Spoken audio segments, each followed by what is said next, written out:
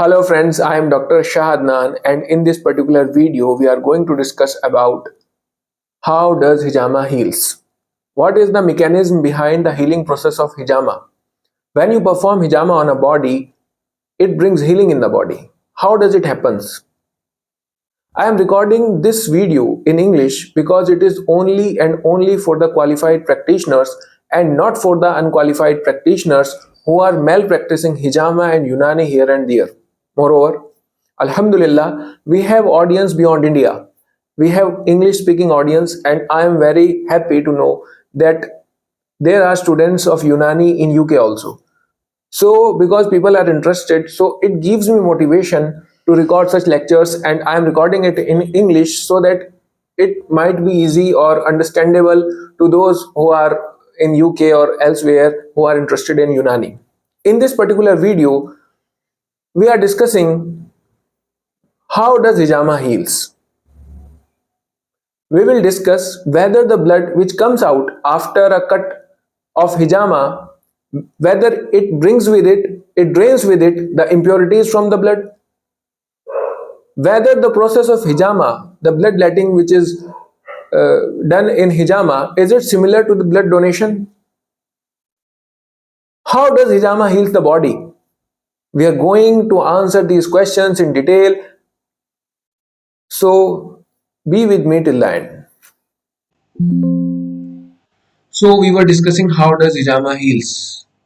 The need for the video comes when I met some students who are going through certificate courses and diploma courses on hijama, and when I asked them some questions, basic questions related to hijama, they were unable to answer it.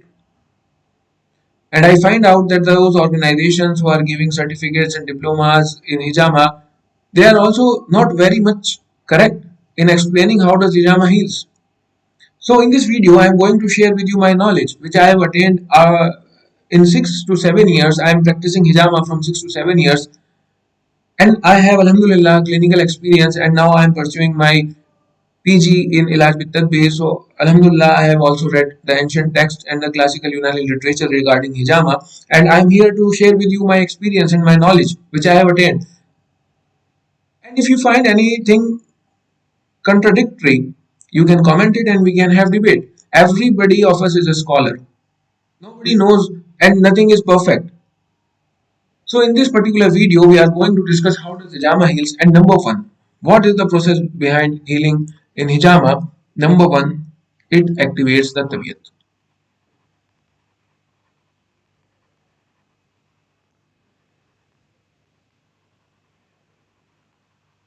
तबीयत को बेदार कर देता है. Now what is tabiyat? You know tabiyat is mudabbir badan, and we have who is a scholar of Unani, he must have listened that tabiyat is the real physician and the physician which is outside the body is just the servant of tabiyat.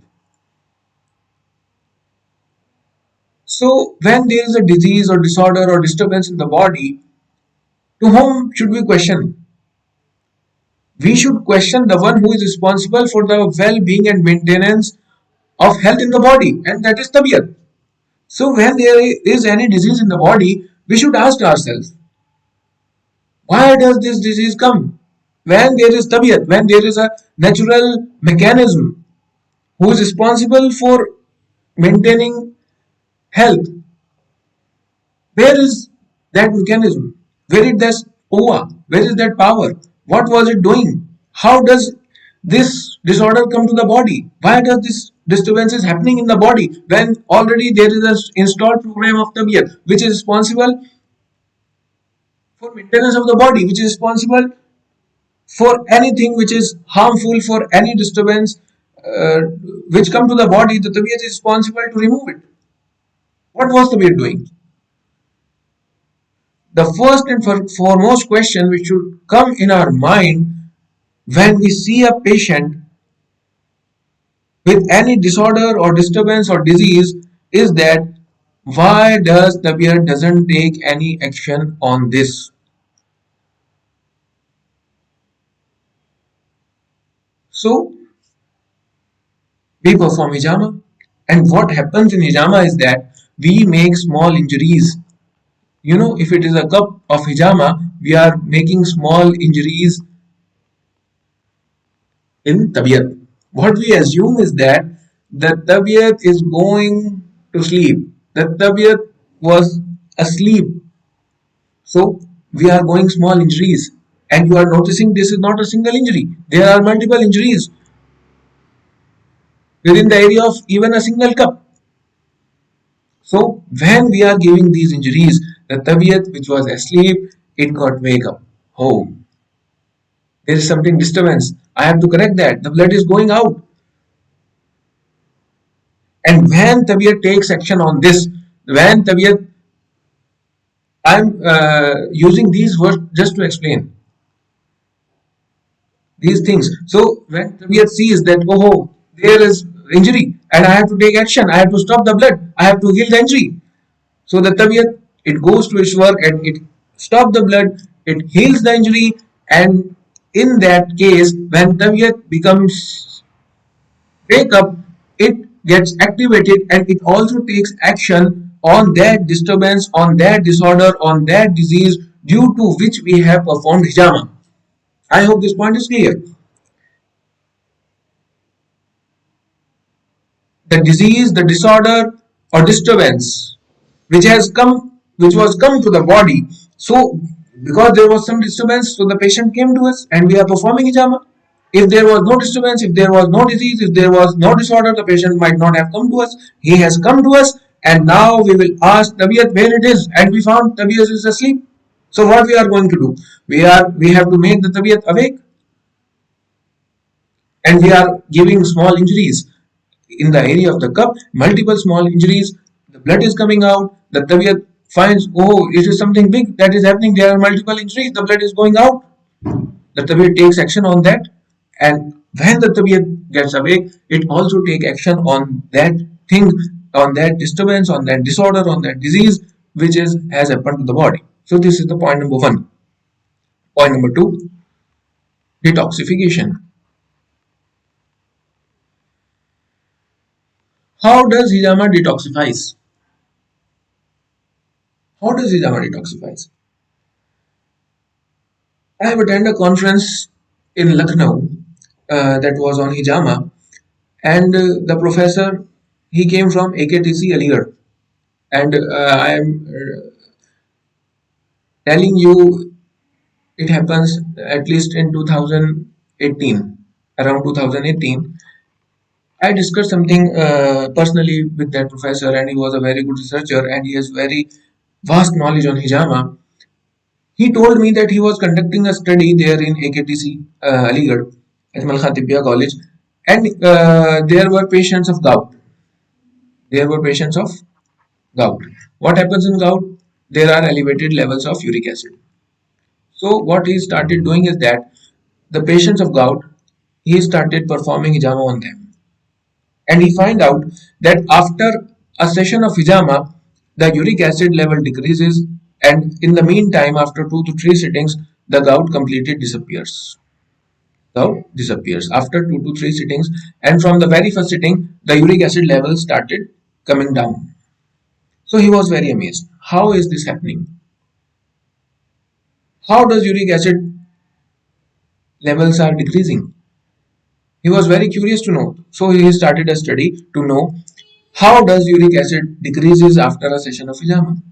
He simply he calls a patient for hijama, and he perform hijama, and the cup which was collected and the blood which was collected in the cup, he sent it to the laboratory in JNMC. He told me that I have sent that blood collected from the hijama cup, the blood which has come out from the body. So he sent it to the JNMC, Jawaharlal Nehru Medical College. It is also situated in Aligarh, to find whether it has some extra uric acid in this.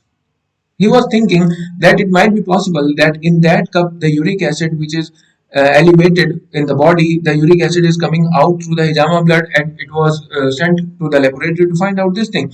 And he was again very amazed to see that the uric acid in the hijama blood is same as the uric acid in the blood, venous blood.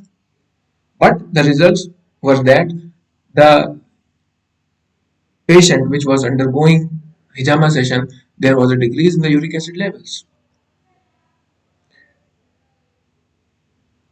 But uric acid was not excreted in the Hijama cups. So the body is detoxifying itself. How does it is happening? He concluded that when the blood comes out after making an artificial injury or Hijama, when the blood comes out, the body feels that there is a loss of blood and the mechanism of the body to produce blood get activated, and body started producing more blood, and the blood which is fresh, it is free from the toxins and it reduces the net uric acid from the blood. Moreover, what I have discussed in point number 1, the tabiyat which was asleep and it made uric acid to be collected in the joints, in the blood, so it also get activated and it also might have role in this. So he concluded two things. Number 1, the fresh blood is made. I must write this thing. The blood production process gets activated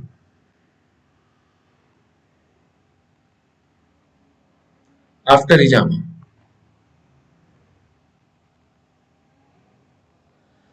When the blood comes out, the body thinks it is a loss of blood, so the more blood should be produced. The blood production process is started, and fresh blood is prepared in the body, and the fresh blood is free from toxins or uric acid, and the net amount of uric acid in the body decreases.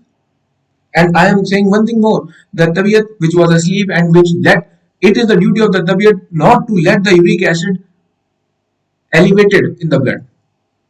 Uric acid should be controlled by tabiat, because tabiat is responsible. Tabiat is mudabbir badan. Tabiat was responsible that uric acid or anything which is disturbing for the body should not be happen in the body, but it happened. Uric acid levels increases. So what happened when we give that injury, when we perform hijama, the new blood is produced and tabiat get activated.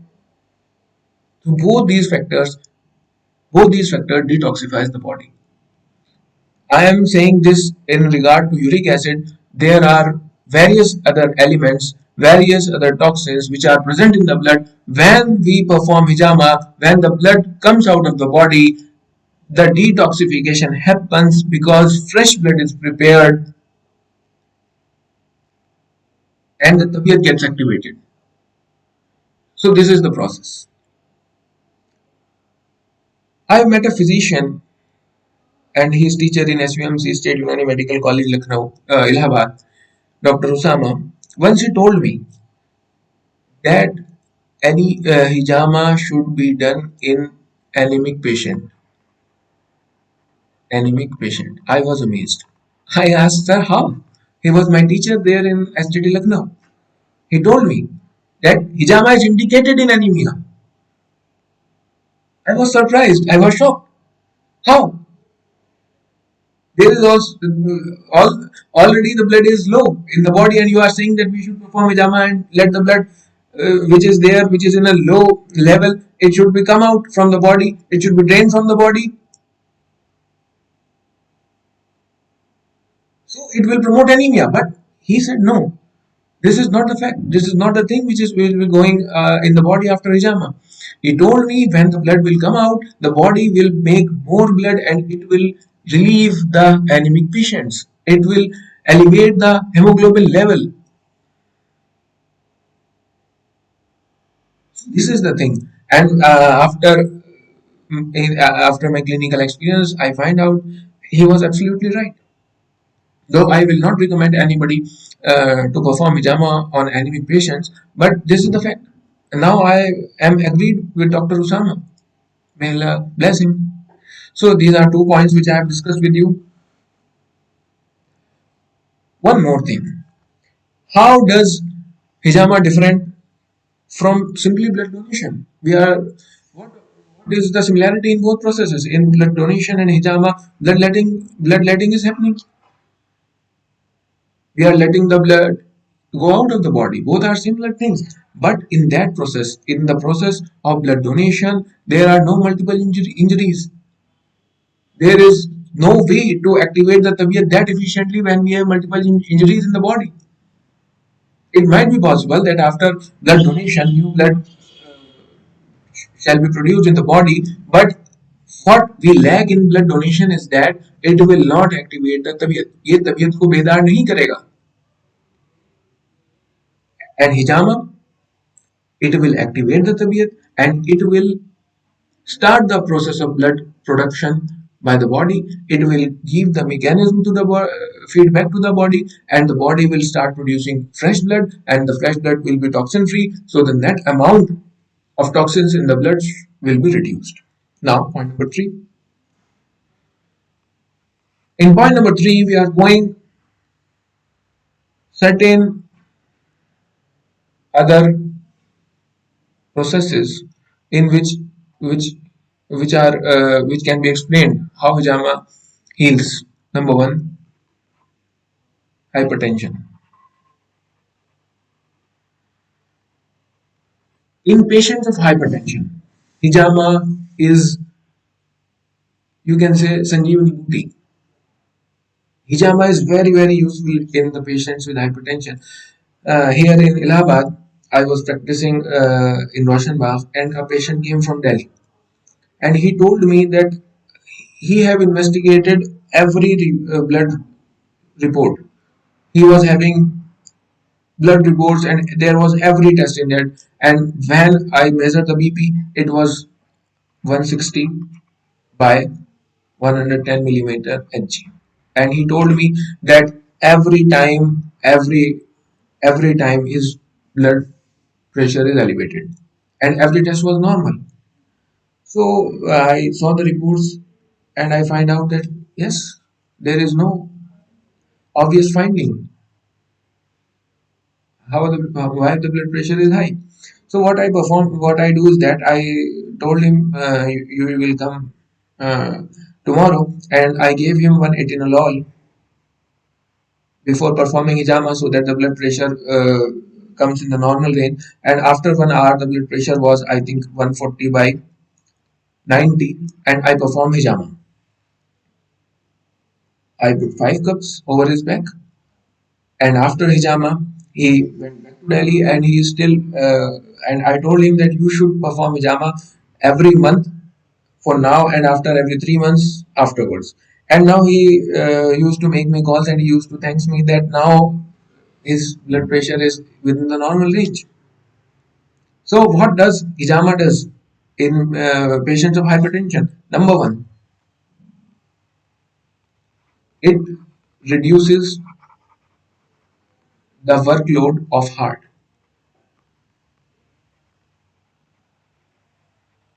The volume of blood gets decreased instantly, and the blood pressure, the workload of the heart decreases, and blood pressure comes within the normal range. Number 2, this is the most important thing which I want to discuss with you. What happens when blood comes out of the body? What happens when blood comes out of the body? What is the mizaj of blood? Mizaj of blood. It is har ratab, means hot and wet. So when the blood comes out of the body, what should be happen in the body? Number 1, barudat should be produced,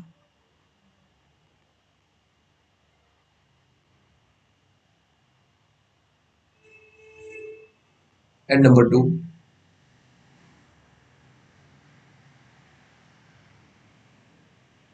dryness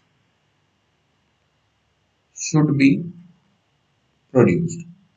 But now I want your attention on this. Most of the times where hijama is indicated as psoriasis, or other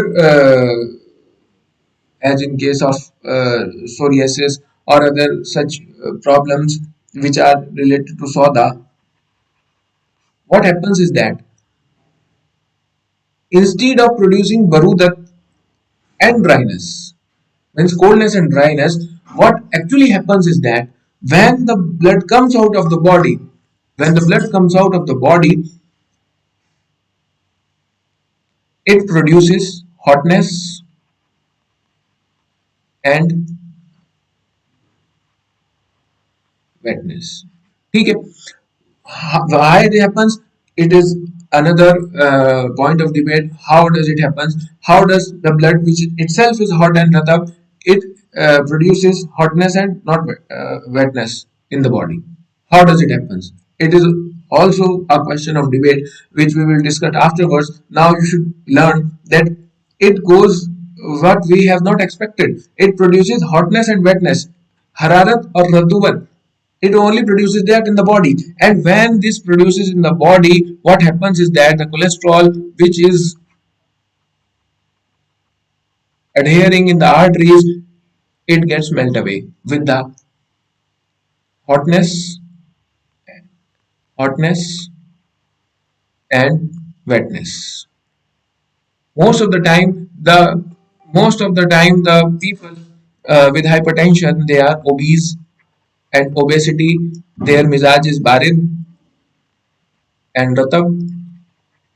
So bloodletting produces hotness and wetness, and it melts away the cholesterol in the long run, and it makes the body recover from hypertension. Other thing which I want to discuss with you is that most Saudawi amras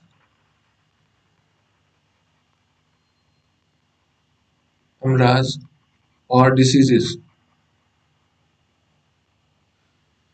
What is the mizaj of Sauda?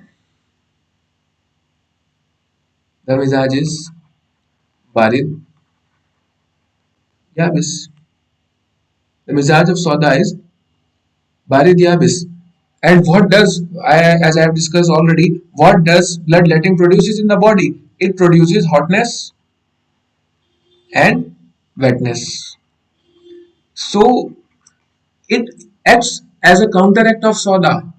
So the Sodavi amras, there are many Sodavi amras. Even cancer is Sodavi amras. Sodavi disease, psoriasis, cancer, everything, every disease which is very hard to treat, leprosy,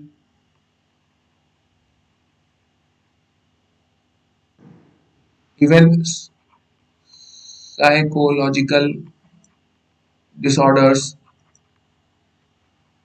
These are all happen due to soda. So bloodletting, what does it do? It produces hotness and wetness in the body, and when it produces hotness and wetness in the body, it is completely contradictory to soda, and it produces healing. Number three and the last, regarding musculoskeletal diseases,